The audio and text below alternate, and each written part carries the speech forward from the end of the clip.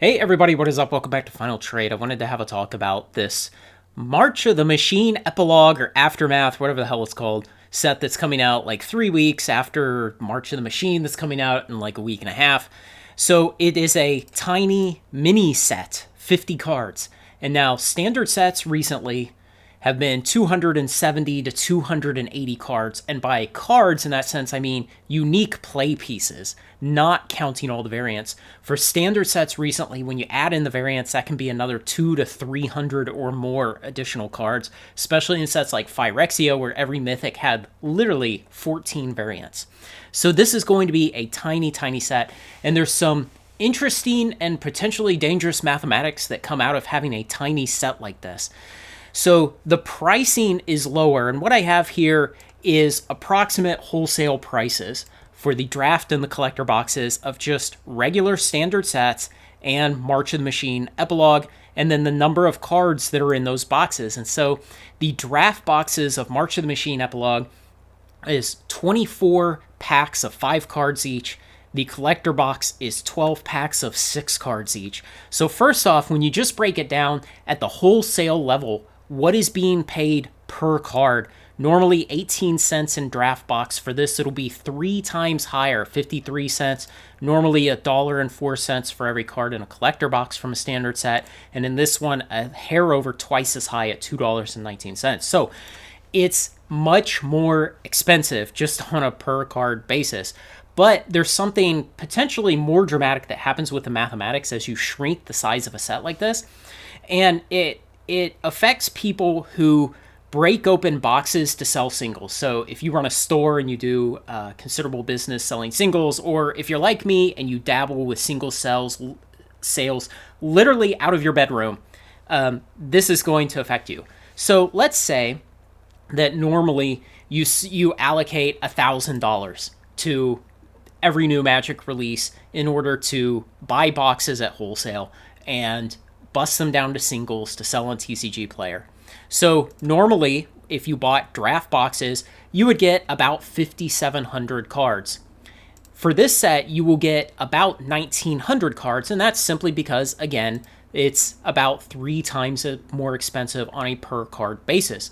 But when you factor in how big the sets are, if a normal set is about 280 cards, you will get about 20 rough set equivalents. So what I've done there is I've taken that 5,700 cards you would get, I divided it by 280, and you get about 20. Now, obviously, because of the variability in what you're opening, the way distributions work, you will not get 20 master sets of a regular standard product by opening $1,000 worth of draft boxes. But bear with me, we'll get to that.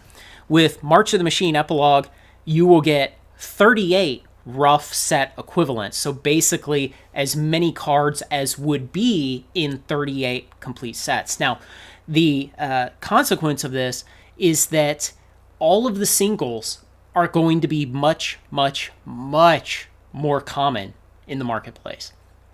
And if you just blindly allocate the same amount of money to buying boxes of those singles as you normally do to break down and sell as singles, then you will end up with way, way, way more copies of every card.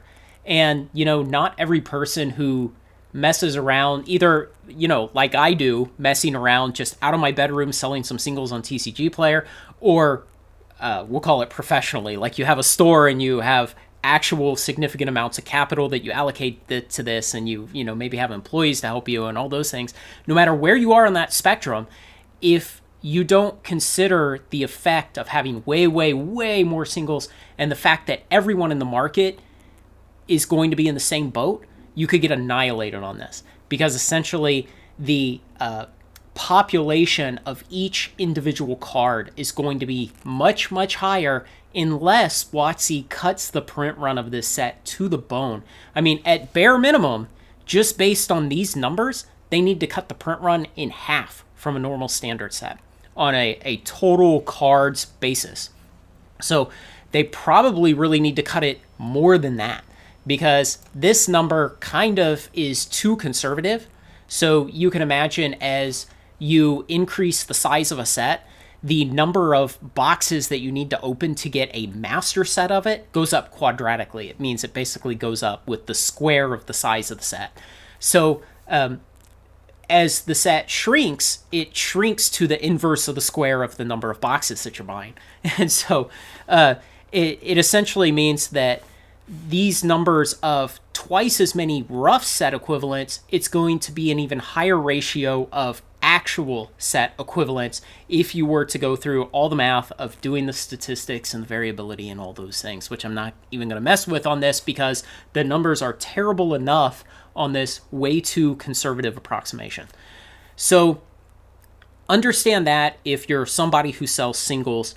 As far as buying these boxes for investment, this is the first thing in a long time where I look at this and I think, man, maybe I just won't buy any of this. Because if the market is going to get so flooded with singles and annihilate the price, how long will it be before there's demand for the sealed product after this has gone out of release? It could be a long time. On the other hand, if not everyone who sells singles gets the memo, if a lot of them still go in, allocate the same amount of capital as they normally would, don't realize the risk, don't realize how many duplicate copies of every card they're going to get, well, it could utterly crash the sealed product price because essentially it would be so cheap to get the singles you want that, hey, no one's going to mess with, or many fewer people will mess with opening sealed boxes casually. So those are the kind of things to think about right now. We're going to get closer to release. There will be some sales data. We can kind of get an idea on what prices are doing, what it looks like. I'm not saying this is guaranteed to happen, but it is a risk when you have these micro sets of 50 cards that you can end up just with way, way, way too many copies of any individual card in the market, way more than the market can absorb in single sales. So watch out for this. Think about it. Consider what you're doing if part of your business is opening sealed product to sell singles. Let me know what you think, guys. Thanks for watching the video, and like, comment, share, and subscribe. Join me on Final Trade.